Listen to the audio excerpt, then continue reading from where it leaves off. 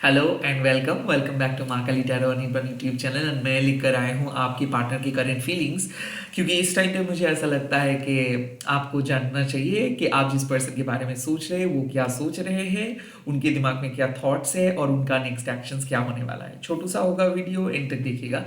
Lastly, मैं private reading provide नहीं करता हूँ, सोशल मीडिया पे मैं अवेलेबल नहीं हूँ, तो स्कैमर्स एंड फेक प्रोफाइल से ज़रूर बचिएगा। Let's see, okay. और सोल का कोई जेंडर नहीं होता है मेरे हिसाब से, तो चाहे आप सेम जेंडर के लिए ये रीडिंग देख रहे हैं, या फिर आप हस्बैंड वाइफ के लिए देख रहे हैं, या फिर कहीं ना कहीं आप क्रश, कोई भी स्पिरिचुअल कनेक्शंस आप फॉर्म किए हो किसी के साथ और उनके लिए अगर आप देखना चाहते हैं तो आप देख सकते हो। This is not a gender based reading, this is soul based reading. Okay, let's see. Om Kreem Dakshina Kali के नमो, ओम क्रीम दक्षिणा काली के नमो, ओम क्रीम दक्षिणा काली के नमो। इस टाइम पे मैं देखूंगा आपके पार्टनर की फीलिंग्स क्या है, यानी कि वो क्या अनुभव कर रहे हैं, वो क्या अनुभव कर रहे हैं। ओके, और यहाँ पे है टू ऑफ पेंटिकल्स।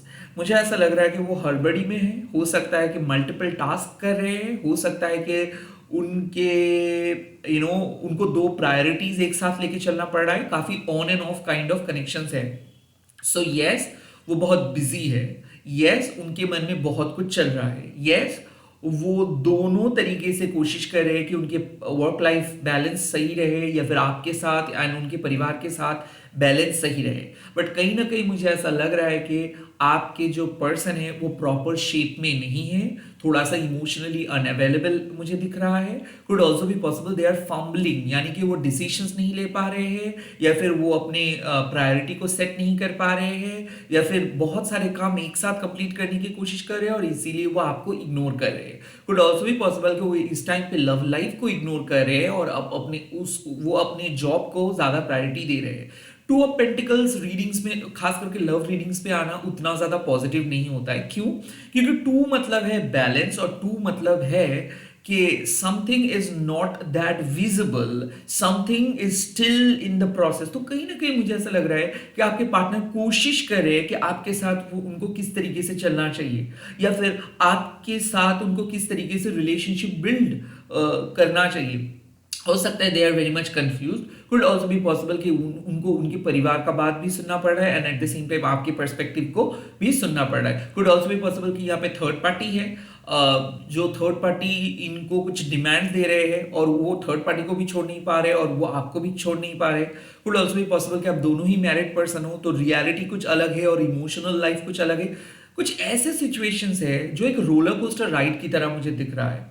कभी आपके साथ आपके पार्टनर का इक्वेशंस बहुत अच्छा हो रहा है, कभी एकदम खराब हो रहा है, और इसके चक्कर में क्या हो रहा है, ना वो शांति से काम कर पा रहे हैं ना आप शांति से काम कर पा रहे हो। अक्सर मुझे ऐसा लग रहा है कि ये एक कभी ये ऊपर जा रहे हैं, कभी नीचे आ रहे हैं। सो आई काइंड ऑफ फील कि ये कुछ ज्यादा अनुभव तो नहीं कर पा रहे। मोस्ट ऑफ द टाइम ये सोच रहे हैं कि किस तरीके से इनको सरवाइव करनी है, किस तरीके से इनको आगे बढ़ना है, और ये खुद के लिए टाइम बिल्कुल नहीं निकाल पा रहे। तो जाहिर सी बात है, जो पर्सन खुद के लिए टाइम नहीं निकाल पा रहे हैं, तो वो कैसे आपके लिए टाइम निकालेंगे। तो बात बहुत ज्यादा कम हो रही है। हो सकता है वो आपको इग्नोर भी किए, हो सकता है उनके तरफ से कोई मैसेजेस नहीं आए पिछले 2-3 दिन से, and that just because of कि वो खुद बिजी है, या फिर उनके दिमाग में कुछ पर्टिकुलर टू इश्यूज चल रहा है, या फिर उनके दिमाग में बहुत कुछ चल रहा है, बट वो उस सारे चीजों को फॉर्मेट नहीं कर पा रहे, या फिर एक प्लान तो बहुत कुछ है बट उसको एग्जीक्यूट नहीं कर पा रहे।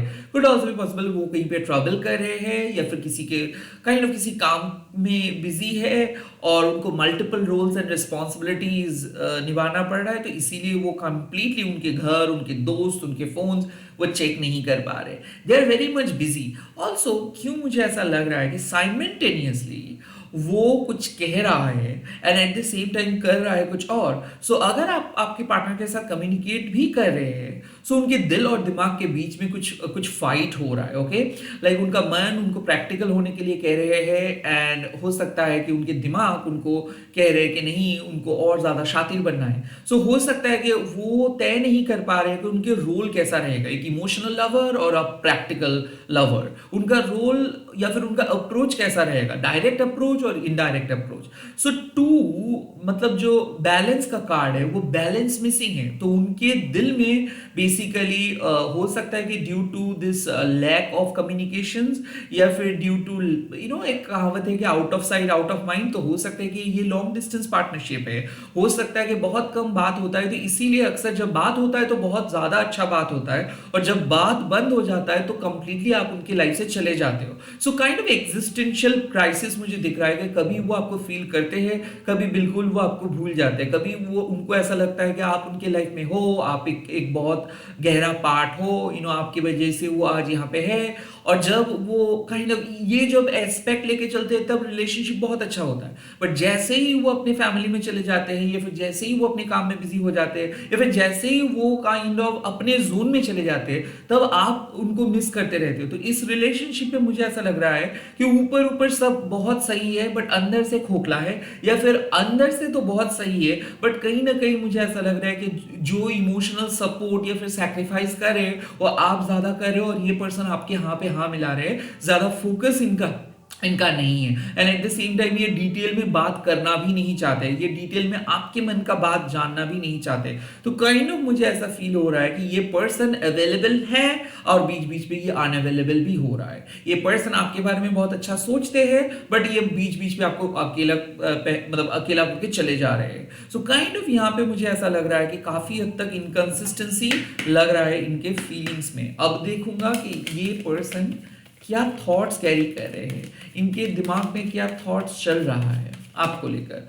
और यहाँ पे बात आया है king of cups. Now king of cups होने के नाते they are very balanced person, तो आई थिंक ये आपके बारे में सोचते हैं और ये मैच्योर्ड पर्सन है, क्योंकि इमोशनल टर्मोइल को इन्होंने झेले हैं। और काइंड ऑफ मुझे ऐसा क्यों लग रहा है कि इनको पता है कि टाइम आने में ये सब बताएंगे, टाइम आने में ये हील कर देंगे। सो काइंड ऑफ ऐसा मुझे लग रहा है कि ये मैच्योरली चीजों को डील कर रहे हैं। हाँ डेफिनेटली ये आपको प्यार करते हैं, हाँ ये आपके स्ट्रगल को समझते हैं, हाँ ये आपके पेन को समझते हैं, बट ये इनको इनका एक नेचर है कि ये साइलेंट ऑब्जर्वर है। ओके, बिकॉज क्या होता है कि इस पर्सन को अच्छे तरीके से आता है कि आपको किस तरीके से प्लीज किया जाए, आपको किस तरीके से प्यार को शो किया जाए, क्योंकि they are emotional masters, king of their own emotions. So basically वो एक मतलब एक सेफ बाउंड्री क्रिएट किया है, और ये कभी भी खुद के वनरेबल साइड को शो नहीं कर रहे हैं। लाइक ये आपके सामने खुद के वीकनेस को शो नहीं कर रहे हैं। ये जो बातें कर रहे हैं वो टेक्निकली बातें, करेक्ट बातें ये कर रहे हैं। कहीं ना कहीं मुझे ऐसा क्यों लग रहा है कि इनको ऐसा लगता है कि आप अभी भी उतना ज्यादा मैच्योर नहीं हो, या फिर आपके अंदर बहुत बचपना अभी भी है, या फिर ऐसा हो सकता है कि इनको ऐसा लगता है कि आप काफी इमोशनल हो। इनको ऐसा लग सकता है कि आप इनको समझते नहीं हो बट ये आपको समझते हैं। तो कहीं ना कहीं मुझे ऐसा लग रहा है कि ये चुप है बिकॉज इनको ऐसा लगता है कि अभी चुप रहना सही है। काइंड ऑफ ऐसा मुझे लग सकता है कि इनको ऐसा फील हो रहा है कि आप बहुत गुस्से में हो, इसीलिए अगर वो बात करने के लिए भी आएंगे तो शायद आप उनका बात नहीं सुनेंगे।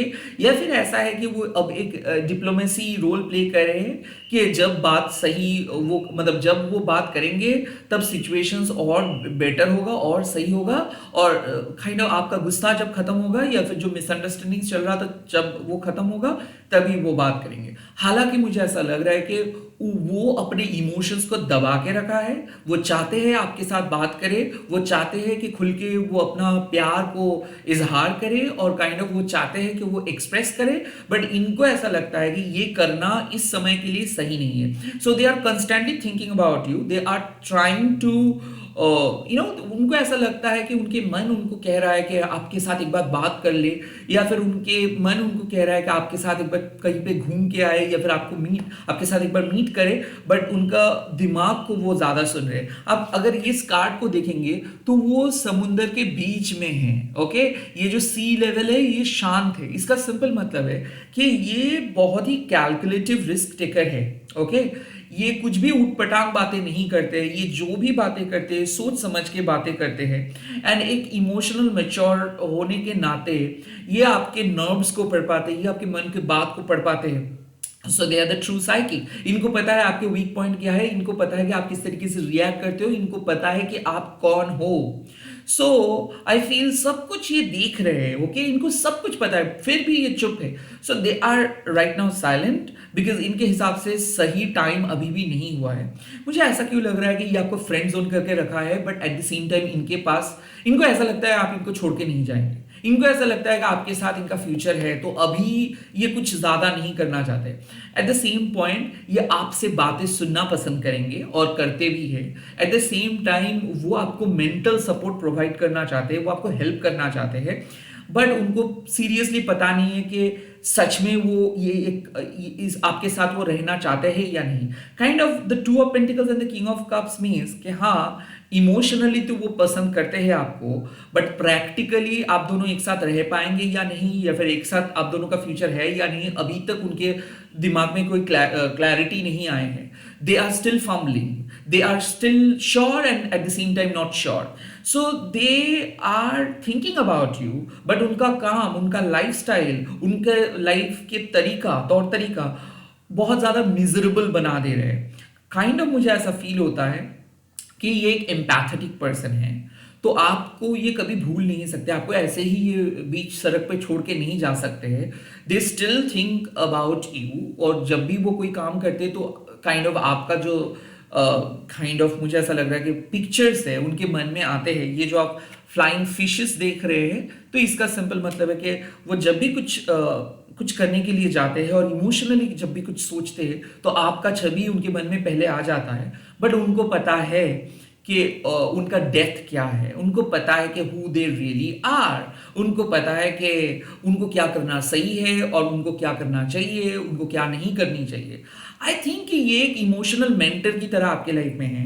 ये ज़्यादातर आपके प्रॉब्लम को सॉल्व करते हैं और ये चाहते हैं कि आपको वो मेंटली सपोर्ट दे, but when it comes to physical support, when it comes to sexual chemistry, वहाँ पे ये अनअवेलेबल हो रहा है, या फिर उनके अभी भी आई काइंड ऑफ फील उनके पास ज़्यादा टाइम नहीं है, ज़्यादा वक्त नहीं है कि आपके साथ एक साथ रह के इस रिलेशनशिप को सेलिब्रेट करें, बट हाँ, वो दूर रह के भी आपको मेंटल सपोर्ट प्रोवाइड करना चाहते हैं। Kind of that's there mindset. Could be possible कि हो सकता है कि कुछ पाबंदी हाँ है जो वो आपके साथ बता नहीं पा रहे हैं, या फिर शेयर नहीं किए हैं, बिकॉज काइंड ऑफ उनको ऐसा लगता है कि आप नहीं समझेंगे, या फिर उनको ऐसा लगता है कि वो इस टाइम पे शेयर करना सही नहीं होगा, तो इसीलिए वो थोड़ा सा डिप्लोमेसी, मतलब एक डिप्लोमेट की तरह बात करे, जितना बात करना चाहिए उतना ही बात करे, पूरा बातें शेयर नहीं करे, बट ये हार्मफुल चीजें नहीं है। आई थिंक कि उनके पास एक वैलिड रीजन है और उनको जब सही लगेगा तो तब वो बताएंगे। सो आई एम नॉट श्योर कि ये पर्सन वाकई में आपके साथ कुछ बहुत ही बुरे चीज हाइड करे। नो, यहाँ पे मुझे लग रहा है कि घर का बात वो नहीं कह रहा है, उनके लाइफ के प्रॉब्लम वो नहीं कह रहा है, उनके पास के प्रॉब्लम वो नहीं कह रहा है, एंड एज सच वो खुद भी उस पास्ट या फिर उनके जो भी प्रॉब्लम है, एग्जिस्टिंग प्रॉब्लम है, वो उन सब चीजों से भी वो भी तंग आ चुके हैं। सो इट्स नॉट कि वो रखना चाहते हैं उन चीज को अपनी लाइफ में, इट्स नॉट लाइक कि वो उस पास्ट को कैरी करना चाहते हैं या फिर थर्ड पार्टी को कैरी करना चाहते हैं। इट्स जस्ट लाइक कि वो भी चाहते हैं कि वो चीज अपने उनके लाइफ से चले जाए, बट नहीं जा रहा है। और जब तक ना वो जा रहा है आप उनके लाइफ से कुछ एक्सटर्नल बैगेजेस, तब तक वो आपको कह नहीं सकेंगे कुछ, तब तक वो पेशेंसली वेट करेंगे और तब तक वो आपको मेंटल सपोर्ट देंगे। आई थिंक कि ये इस टाइम पे जो थॉट लेके चल रहे हैं वो काफी शानदार है और ये ट्रू मैच्योर पर्सन की तरह बिहेव भी कर रहे हैं, but at the same time इनका जो अनुभव है ये ऑन एंड ऑफ है। सो आप कह सकते हो कि ये एक मैच्योर पर्सन है, बट इसका हालात बहुत खराब है और हो सकता है इनकी परिस्थिति इनको एक मिजरेबल पर्सन में बदल दे रहे हैं, हालांकि ये है नहीं कोई खराब पर्सन। लेट्स सी कि कौन सा नेक्स्ट एक्शंस ये लेने वाले हैं, क्या एक्शंस लेंगे ये, क्या एक्शंस ले सकते हैं ये। Oh my God, the queen of swords. Now यहाँ पे मुझे ऐसा लग रहा है द क्वीन ऑफ शोर्ड्स होने के नाते, मैंने पहले ही कहा था कि ये पर्सन कुछ एक्स्ट्रा बैगेजेस कैरी कर रहे हैं, ओके, लाइक ये फंबल करे अपने अपने लाइफ में, क्योंकि ये टू मच वर्कलोड हो सकता है, टू मच डिमांड्स हो सकता है और टू मच नेगेटिविटी हो सकता है। They are finally going to cut something off okay from their life, तो वो अपनी लाइफ में जो एक्स्ट्रा बैगेजेस है, जो एक्स्ट्रा ड्रामा है, उसको कट करेंगे। मुझे ऐसा क्यों लग रहा है कि ये कुछ कन्फेशंस करेंगे आपके सामने, कुछ सच्चाई बताएंगे आपके सामने। क्वीन ऑफ शोर्ट्स होने के नाते ये और कुछ चीज हाइड नहीं करेंगे, और ये एक ऑनेस्ट अप्रोच लेके आपके साथ आ रहे हैं।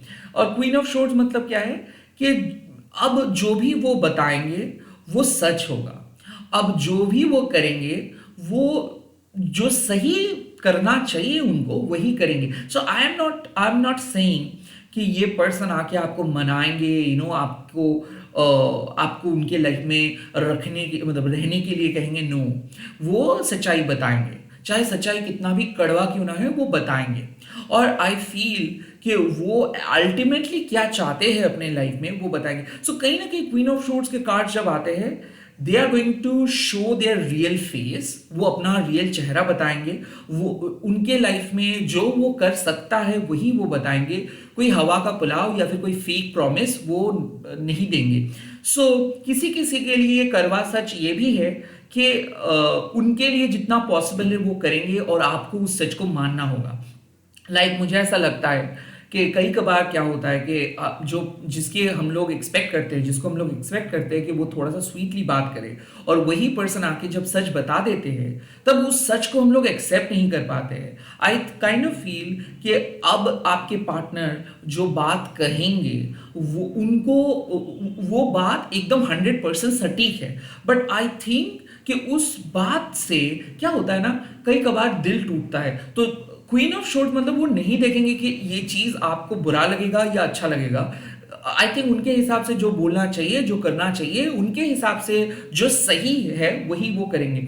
आई फील, मुझे ऐसा लग रहा है कि कोई क्वेश्चंस के जवाब वो देंगे, बट ये कम्युनिकेट करेंगे। So I am not sure कि whether they are going to hurt you or whether they are going to tell you the truth, whether they are going to say something for you, but मैं ये जरूर कह सकता हूं कि they are going to really take an action, and ये actions वो पहले से ही सोच रहे थे कि उनको लेना है, उनको बात करना है, उनको ब्रेक मतलब उनको आपको क्लैरिटी देना है। सो आई थिंक जो वो सोचे थे वो वही करेंगे, चाहे वो जो इनके एक्शंस आपको अगर हर्ट भी करेंगे फिर भी ये लेंगे। मैं देखूंगा और एक कार्ड से कि क्या होने वाला है। नहीं, मैं ये कार्ड को पिक नहीं करूंगा।